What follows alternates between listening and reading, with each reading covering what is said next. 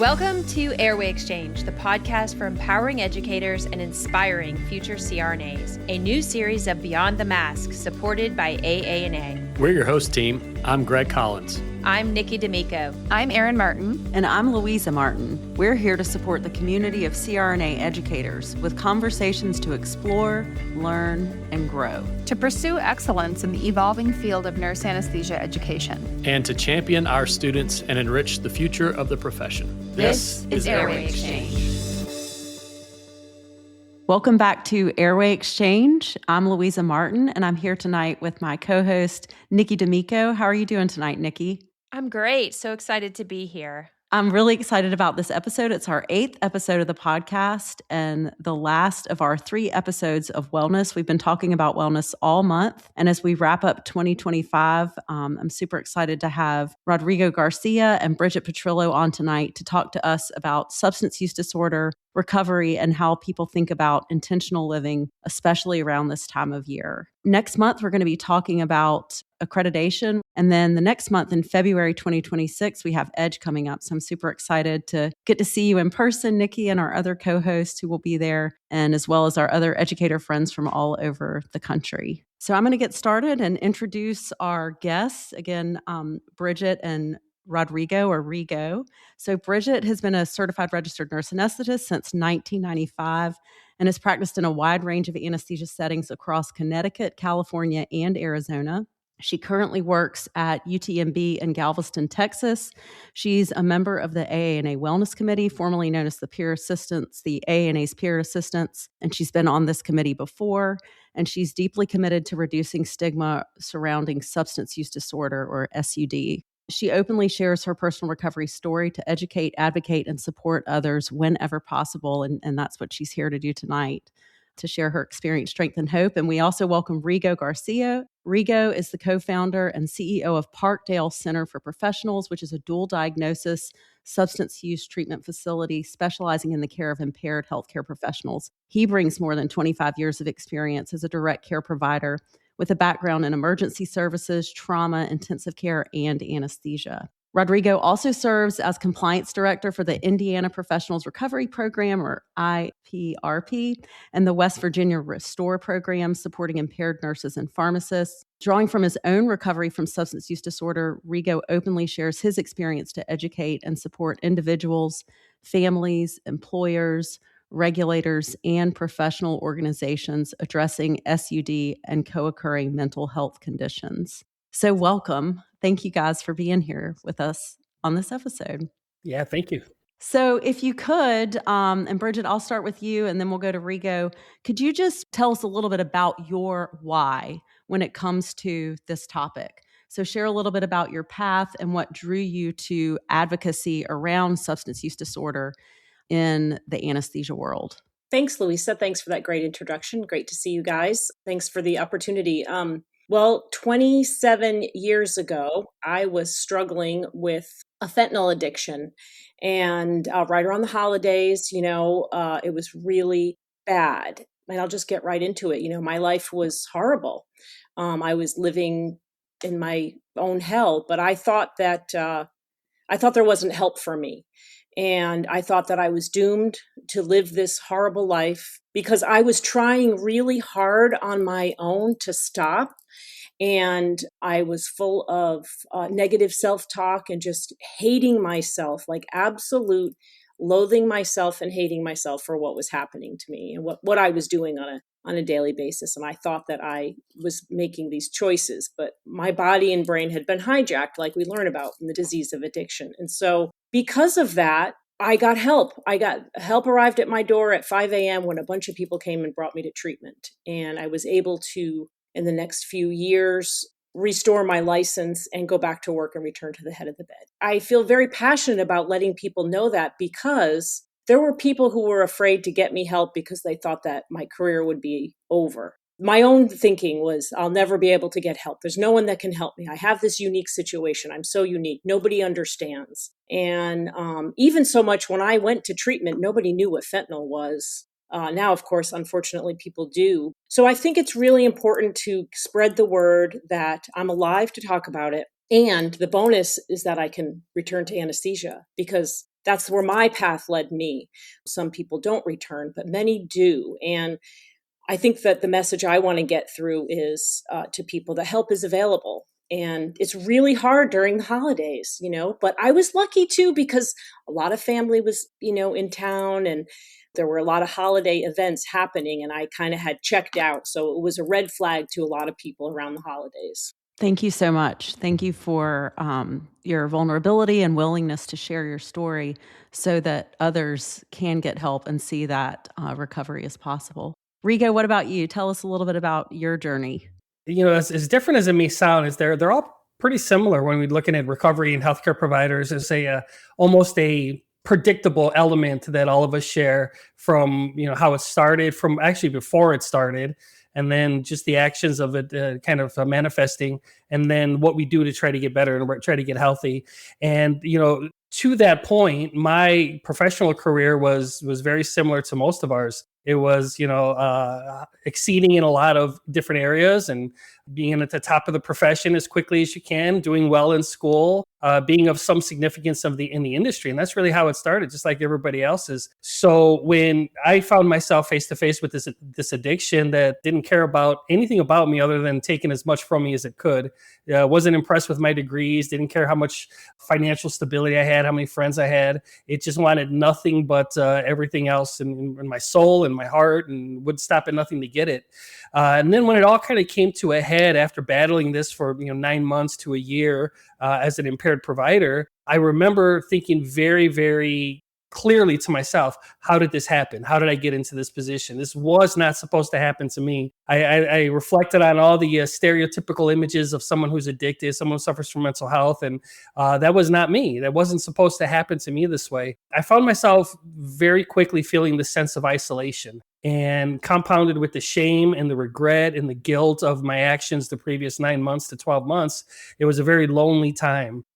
All of those thoughts that you hope that you never have to sit in for too long, that's when they were introduced into my way of thinking. I never really had the compulsion to say, I don't want to be here in this world, but I had a lot of thoughts thinking maybe it would be better for other people if I wasn't such a burden on them at this point. And that was probably the lowest point for me, compounded by the fact that I didn't feel like I had anybody I could reach out to. And then the miracles started to happen. Then the beautiful part started to happen when people started introducing themselves to me who had been in a similar position that I was currently in. And they just helped me. They helped me get like 2 inches closer to wellness. And then someone else would take the baton and help me get, another foot forward. So I started making this incremental progress towards repairing my profession and my relationships, my self-health, my mental health. And that's really what kind of started the spark for me. Was I didn't want other people to feel hopeless and helpless on day number one, because 10 steps down the road, there's a lot of people, there's a community, there's so many of us that are just waiting and willing and able to help, but it's connecting those 2 points in time where they're looking for help and they're by themselves and they just got sent home and the weight of the world is on their shoulders, and this whole community of beautiful, wonderful people in recovery that are waiting to help them. And I wanted to be that bridge to see how many of those I can connect. And it really started as a personal mission of giving back, and it's just kind of grown into something much bigger than I could ever have imagined by being able to work with the AANA and with Bridget and all her resources and all the resources at the AANA and with the treatment center. So my why is pretty simple. I'm obligated to do so. Somebody did it for me, and I just have to spend the rest of my career doing it for others. Wonderful. Thank you. And thank you for all you do for the profession. So can we talk a little bit about substance use disorder, specifically in the arena of anesthesia? I briefly would love to hear each of your perspectives on, in particular, in anesthesia, we place a lot of value on control and vigilance in the operating room, but control is a bit of a naysayer in the world of recovery. It really involves a heavy degree of surrender. So if you want to touch on control, you can, you don't have to, but I'd love to hear a little bit about your thoughts on, and maybe even stats and facts related to substance use disorder, specifically in the arena of anesthesia. You were talking about in the operating room in regards to anesthesia providers being at risk for substance use disorder. I never realized that it was an occupational hazard. Had you asked me in school, I would have said, oh, catching HIV, hepatitis C, hurting my back, maybe tripping on all those cords. That would have been what I would have told you that was my number one occupational hazard. I didn't realize that substance use disorder is an occupational hazard. And now that I'm paying attention, it's the pointy end of the stick. We have so many things. Our job is incredibly complex, and some places have a good pharmacy system for wasting drugs, not wasting drugs, a good diversion committee, a good diversion practice, and some don't. And some hospitals make it very easy and easier to just keep it in your pocket and save it for later or dump it down the drain instead of having that waste tested. So, there is that. So the more I'm in recovery and I take a step back and I say, I'm not blaming myself anymore, right? It's taken many years for me to stop blaming myself. I mean, it's ridiculous how long that has taken, and to, rid the shame and the guilt and everything like that. But then I start looking around and I think, many of us, it's a setup. It's a setup for, we all want to help people, right? We're all in healthcare because we want to help people. Okay, that's great. Well, sometimes we'll help people and we'll sacrifice ourselves and our own well-being. Just seems like that the healthcare profession in general attracts that kind of person. And then we're set up with, we get injured or something, or we need surgery, or we get exposure to these medications. And then we're in a work scenario where it's just easier to have that drug in our pocket. And then, later on, we're like, wow, my drugs ran out. And now I have this empty that I've already charted as wasted. Here we go. Anyway, it's incredibly complex what we have to do. All the different things, all the Epic has made our lives easier and harder at the same time. Having, more complex procedures has made our lives easier and not easier. Having, to multitask is good and bad because we can do more cases. Our patients are sicker. And I start looking around and think, many of us, it's a setup. Anesthesia, the joke about, it's okay, blame anesthesia. Maybe that's not such a good idea anymore. And maybe the culture needs to change that we're equally as important. And my name isn't Anesthesia, but my name's Bridget, and I'm at the head of the bed. And, I suppose if we do our job right, nobody remembers us. But sometimes that respect, responsibility balance can be a little bit off. So that's kind of what I think about. That's many times it's like the pointy end ends up being, well, they're a drug addict, let's just get rid of them, instead of looking at the whole system that needs to get changed. Yeah, no, I think that's a really powerful way to look at it. And, my perspective has changed, and I've tried for the last 15 years to be able to articulate what's really going on behind the scenes. And one of the it's unfortunate that I'm in this perspective, but the fortunate perspective I have is seeing this revolving door of anesthesia providers continually coming at all stages and phases of addiction and recovery. From I just got caught to I just celebrated my 10 years of sobriety. And it's a predictable pattern at this point. And the best way that I can really kind of describe this is to take a big step back and just look at the whole lifespan from the time we were children. And this does tie into anesthesia specifically, and I'll explain that to you here in a moment. But I've seen this over and over again. And if you think of addiction and unhealthy behaviors and maladaptive coping mechanisms at the end of the road, at the end of the cliff, so to speak, and we're on this spectrum, we're on this traveling spectrum our entire lives, and we're doing one of two things. We're either getting closer to the edge of that cliff or we're moving further back away towards a healthier spot. And in your childhood, the things that would get you closer to the cliff would be things like childhood trauma, genetic predispositions, maybe some injuries and some unfortunate diagnosis as a child. Those will move you closer to the cliff. Things that will move you further away from that as a child would be healthy family systems and well-balanced lifestyles and good eating and nutrition and sleeping and all those wonderful things. We carry those things through our entire early teenage years and early adulthood and early childhood, our whole lives we do. So all of us today, we did something today to move closer to wellness or closer to maladaptive issues that none of us want to have. So then we get into the field of nursing, then we get into a field of anesthesia, which really serves as an accelerant on both sides. So it puts us into this position where we have financial means now, and we have the ability to take really good vacations and go to the really good gym and get a nutritionist or eat healthy and take some time off and make sure our sleep is right. And we were blessed in this profession to have all of these abilities to do things for our wellness. And then the other side of that, we're also put right out of the pan into the fire. and we have access to medications now. We have high stress jobs. We have professions that don't encourage us a lot of times to take time off for our mental health. And those things accelerate that transition closer to the cliff. The cruel part about all of that is that when we get caught up with these days and we're doing 50, 60, 70 hours, we have a near miss at work, we swallow down that trauma. We have a sentinel event, we swallow down that trauma.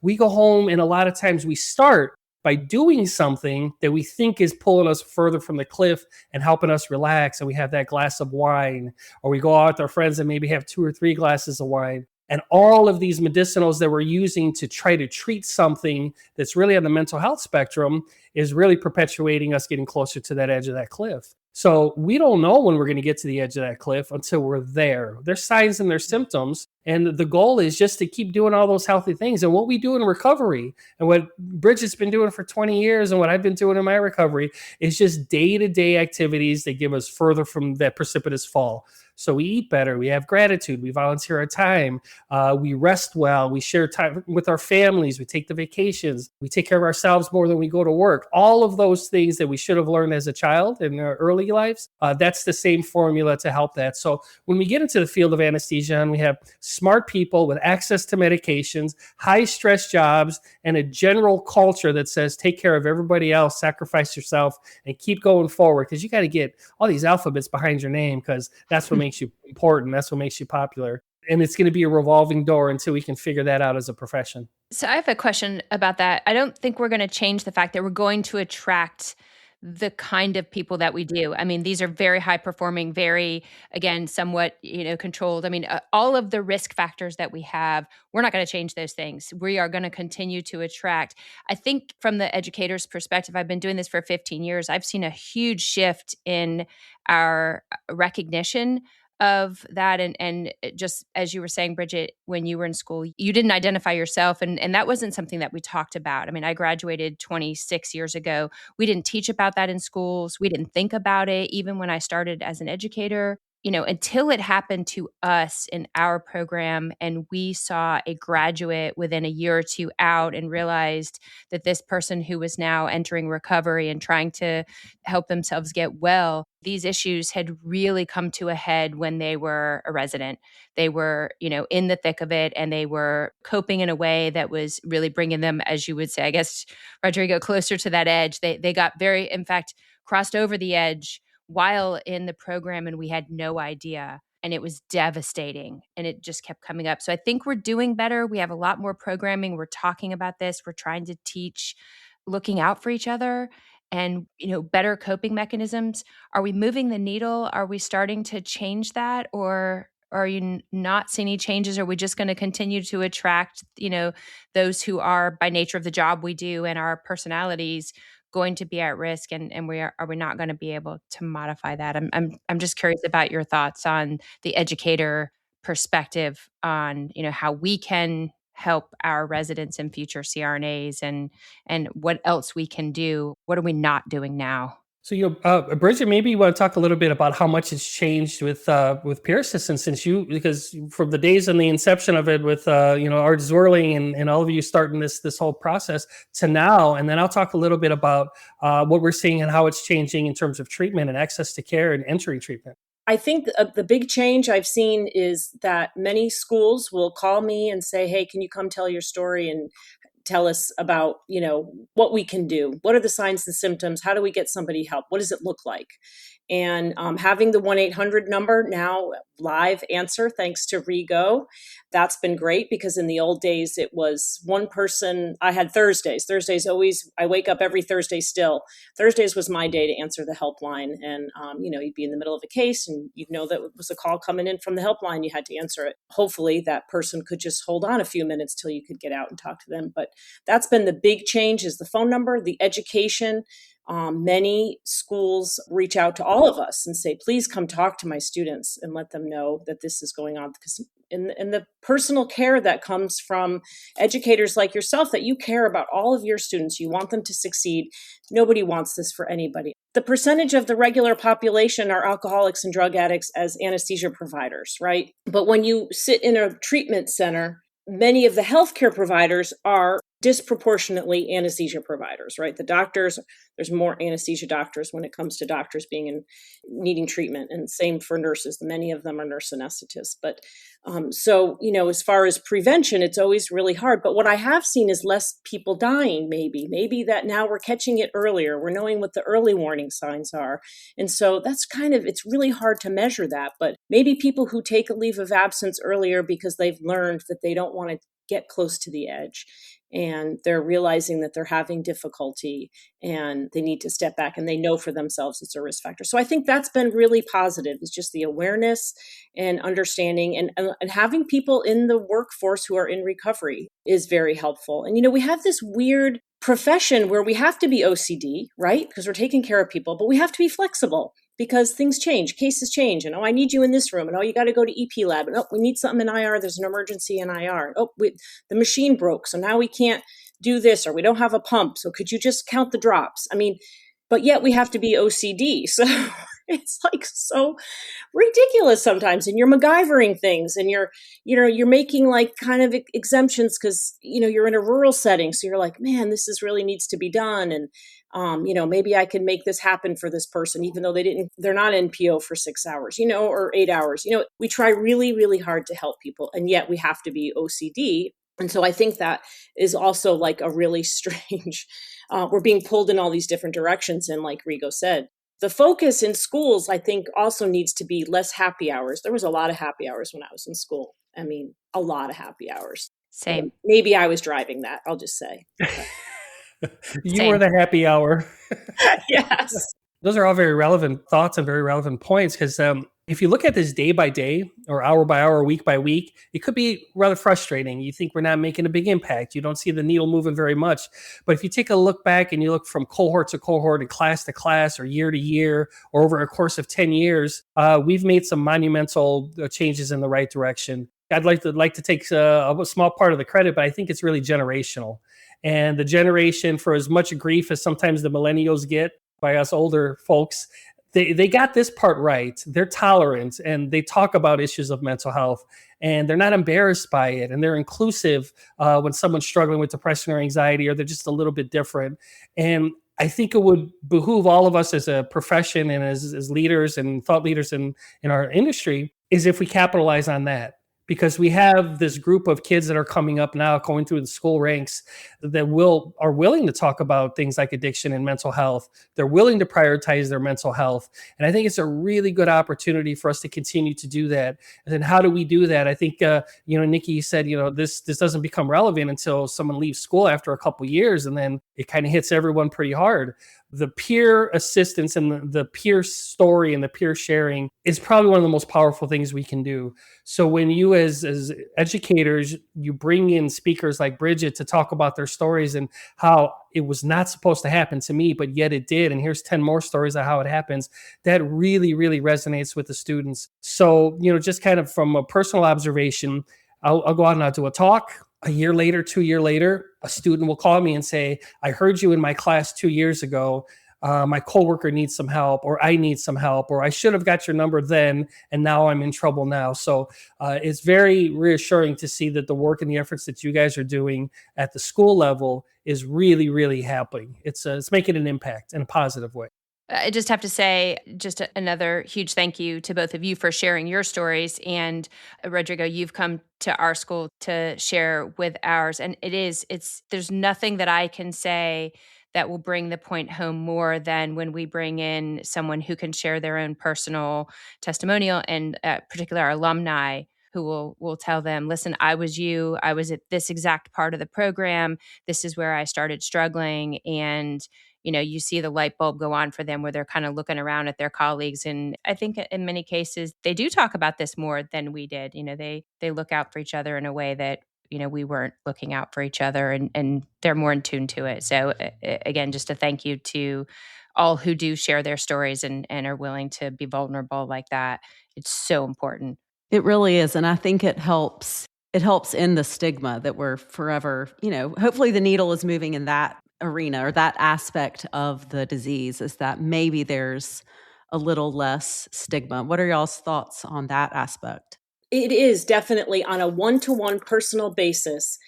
people are more accepting, I will say, when you tell them if it's personal for job interviews or things like that. And, a lot of people have family members today because of the opioid crisis who were addicted or with alcoholism. They have experience with that anyway. So to see somebody, in recovery is great. But, we still have those questions on our NBCRNA. They're working on those questions. But it is a personal passion of mine that the medical licensing and the credential questions leave out mental health and substance use disorder specific questions. That needs to be an attestation. I am fit for duty. I am also smart enough to know that there are options for me, but don't ask me specifics about that. So, that's the piece that's missing, I think, because I get so many phone calls from people that they are afraid to get help, because they know that those questions come July or whenever it is that they re-credential, they're going to have to check yes to that box, and they don't want to do it.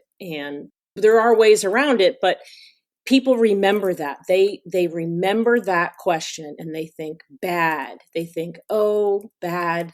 Treatment for for mental health is bad. Treatment for SUD is bad. It's a career ender because it's attached to my license. It needs to have nothing to do with our licenses. Criminal behavior is different, but the mental health and the substance use disorder, it doesn't belong there. It's probably one of the top reasons that we've polled our patients and asked them, why didn't you ask for help? And it was the stigma. I didn't want people to think, X, Y, and Z of me. And it kind of came to light, like a medical director said, hey, Rigo, that addiction is one of the only primary diseases that we identify ourselves by the disease. It's not, I am cancer. It's I'm an addict. It's not I am high blood pressure. It's I'm an addict. So the stigma really needs to start a lot of times in the recovery community itself. So when we go around talking about, the substance use disorder and we call ourselves this stereotype, it's really, really difficult for someone to say, yeah, I can join that group. I got a problem too. I want to be one of those addicts too.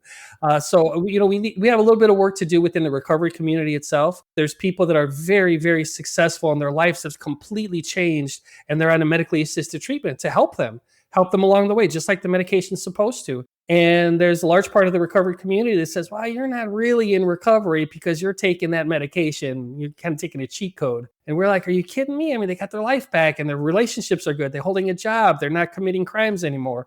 So the stigma has a lot of different looks to it. Their personal stigma, the society stigma. And until we can do a better job cleaning that part up, I think we're going to have people real hesitant to raise their hand and say, hey, I need some help. But we're getting better, though. It's getting better. This reminds me a little bit of the GLP-1s right now. Of like, if you lose weight, it's like, oh, did you really lose weight or did you use a GLP? I'm like, right? It's all losing weight.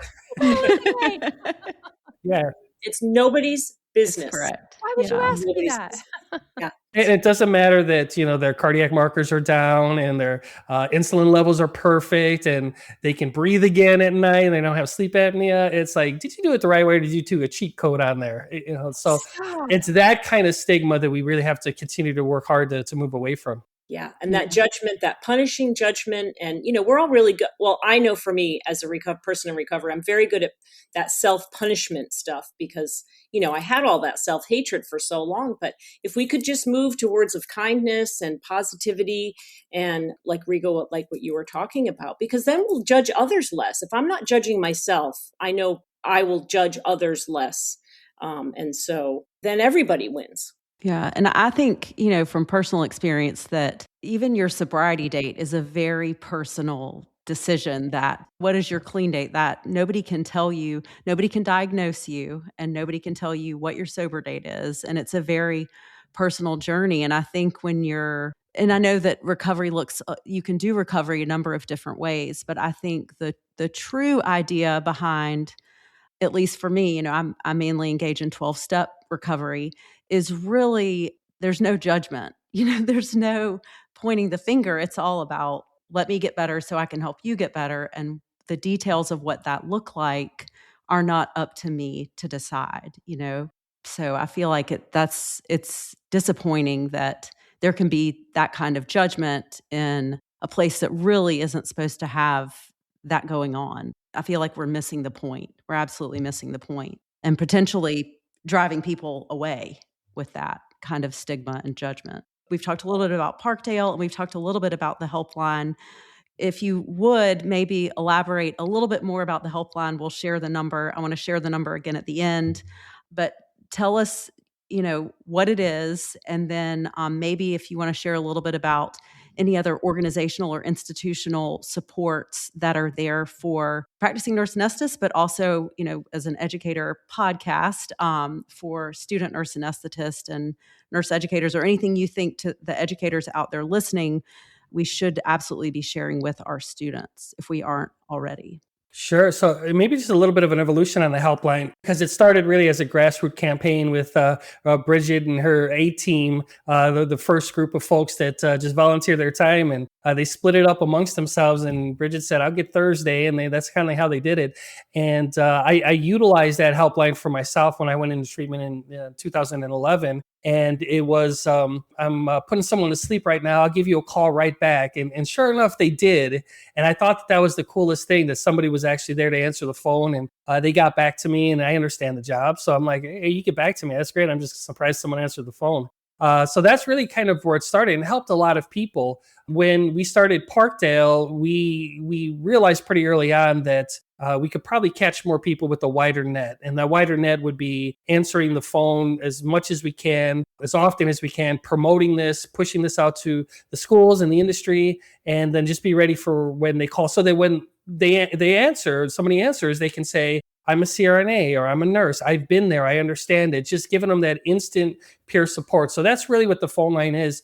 It's the helpline is available for all membership and their family members and their colleagues. It's really been kind of a catch-all. So if you're struggling with a substance use disorder, if you think you are, if you just got caught, that's usually how the people who need help will call after they just got in trouble. One of the very pleasant surprises is we get probably 60 to 70% of the people that call are actually family members or colleagues or supervisors or instructors that say, "Hey, I'm in this situation. I don't know how to navigate it. I got one chance to get this right. I don't want to mess it up. What can you give me? What kind of resources do you have for that?"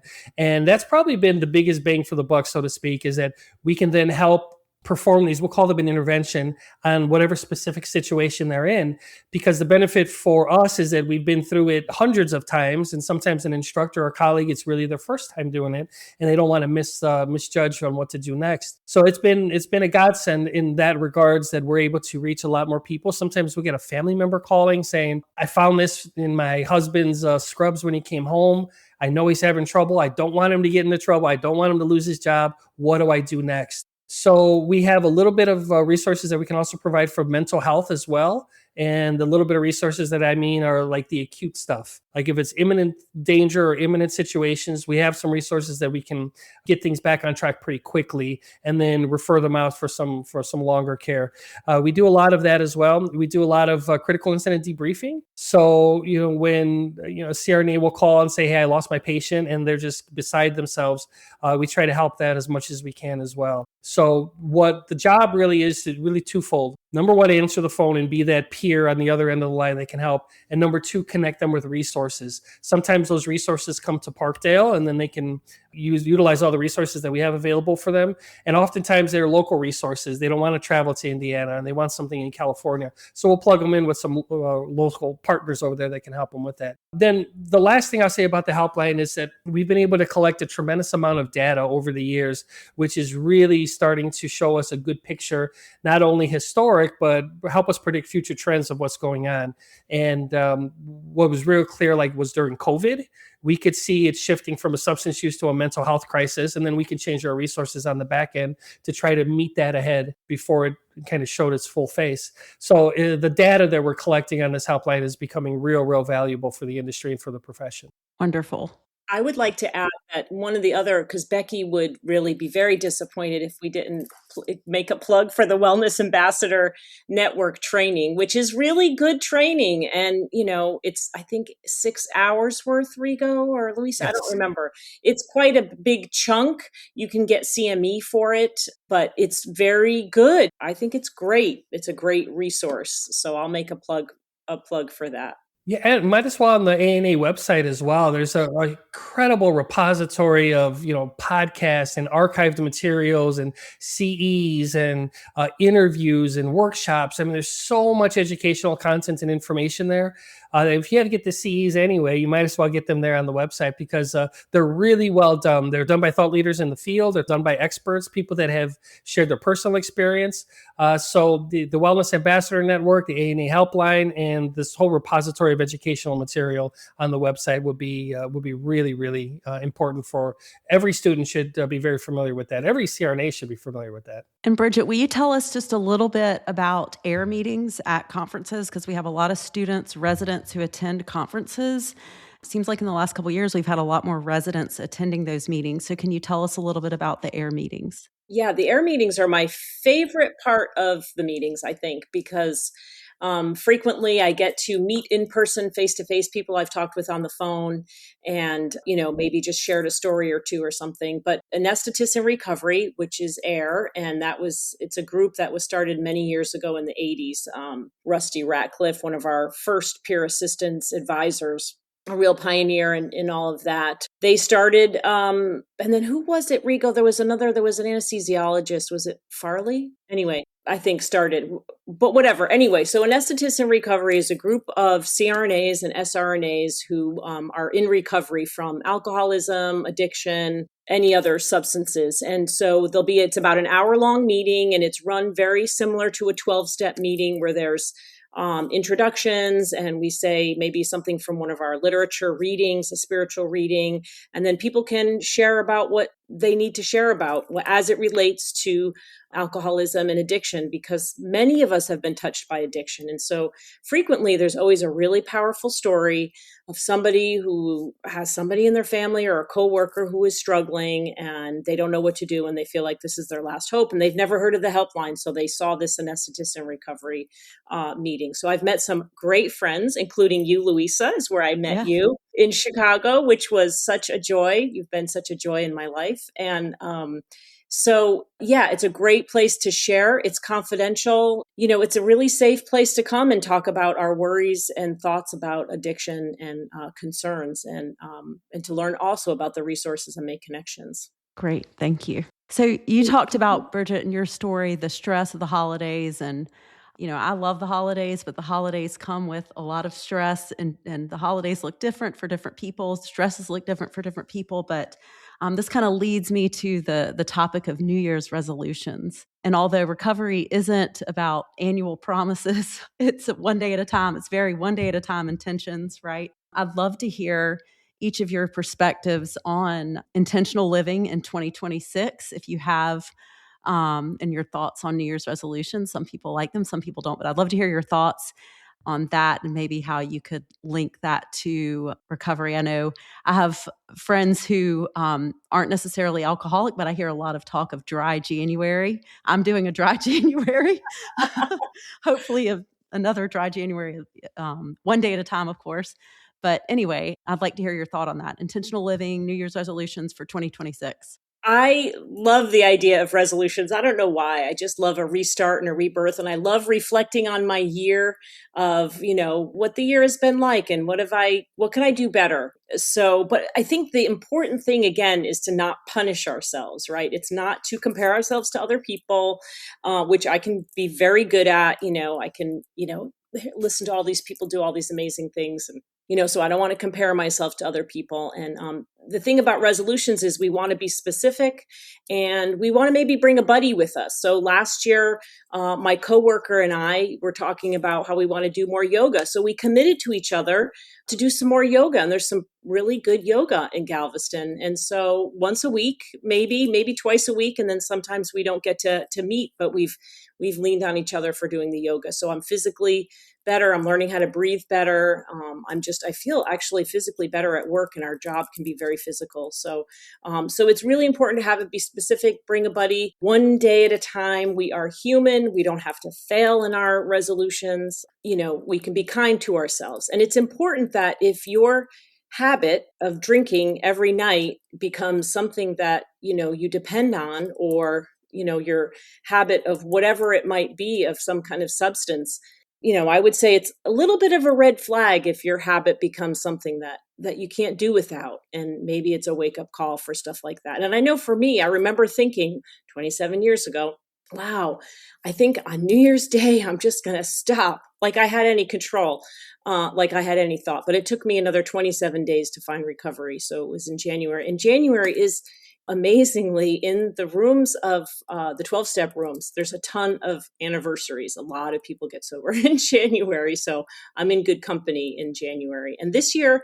I haven't quite thought about what a resolution might be. Maybe to be a little bit nicer to my husband, maybe to do a little bit, because I'm very hard on him.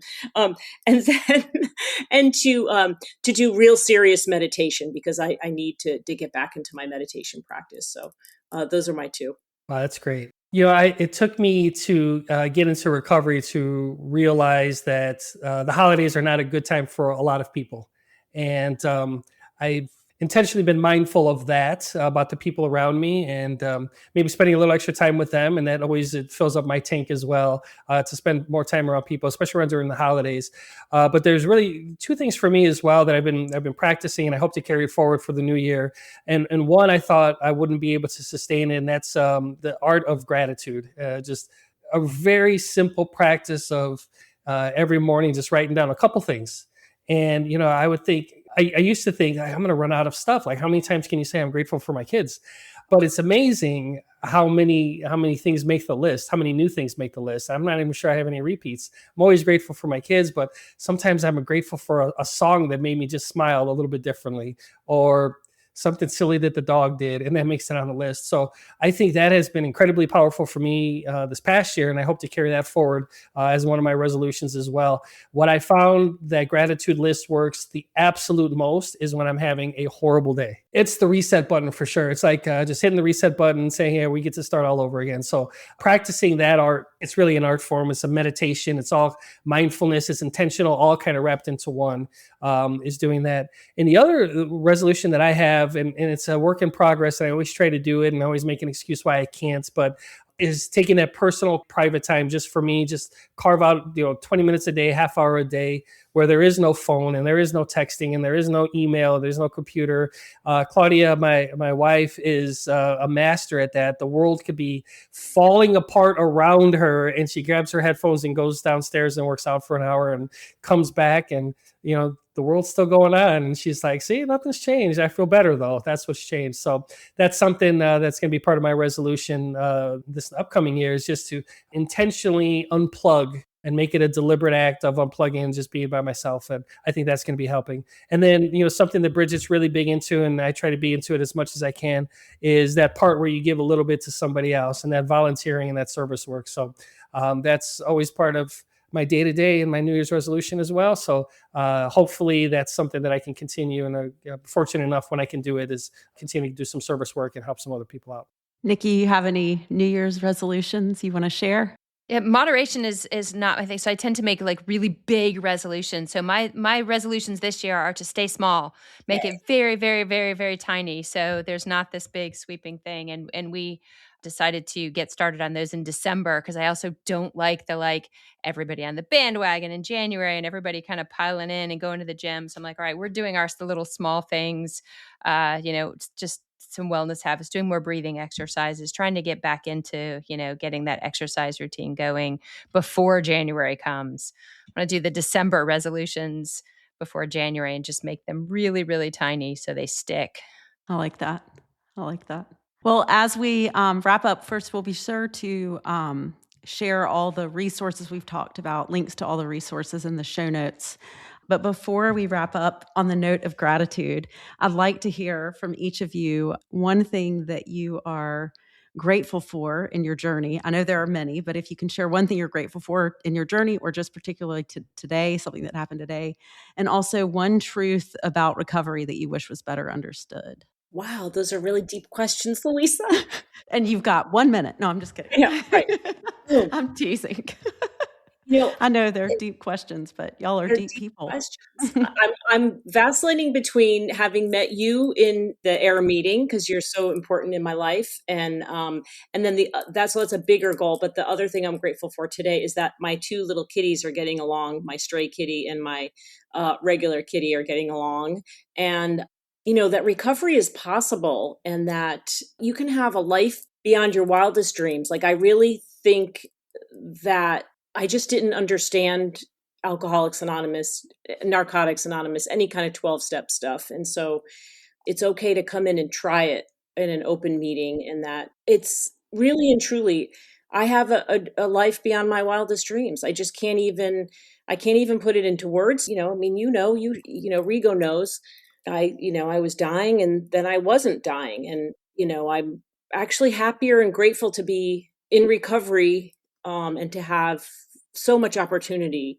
I have 1,000 great stories about meeting people in recovery and how it's enriched my life. And, I couldn't be happier really to be this person, because it's taught me so much. It's about more than not drinking. I guess that's the big take home message, is that it's about, I have a thinking problem. And so I thought that alcohol and drugs was my solution, right? And then I thought it was the problem, but it's not. It's me. I'm the problem. And I've learned how to have a different way of thinking.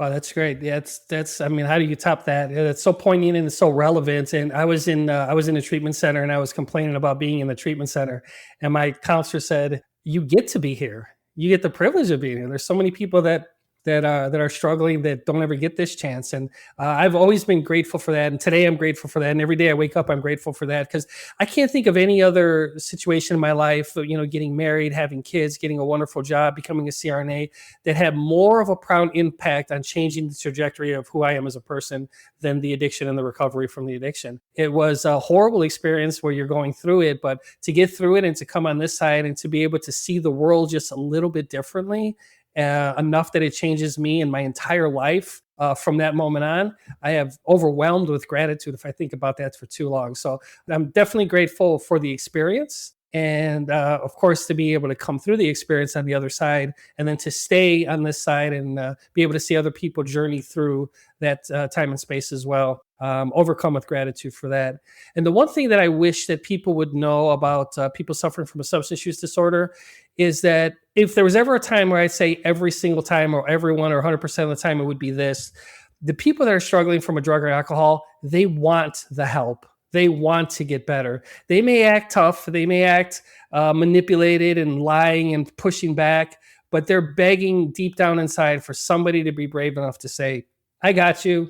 Let's figure this out together. Let's do this. You're going to do it this way," and just wrap your arms around them and help them. They just need somebody to take a little bit of control and get them the help that they need. So I wish that people understood that more and weren't so afraid or intimidated by somebody who was fighting this addiction. And they would just, get past all the clutter, throw their arms around them and say, "You can be mad at me, but we're going to do this." It's really powerful.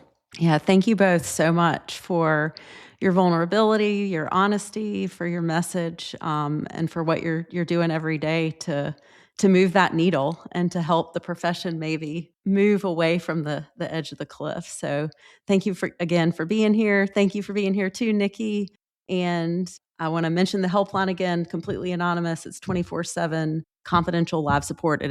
We call it the AANA Helpline, but it is not at all affiliated with. They're not going to call the AANA and let them know that you have called the helpline. So the number is 800-654-5167. Again, we'll share that information in the show notes. I hope you all listening will come to EDGE, and I hope also that maybe you'll consider attending one of the Anesthetist in Recovery meetings there. And I hope you all have a wonderful new year, and we look forward to seeing you guys back on the airwaves in January.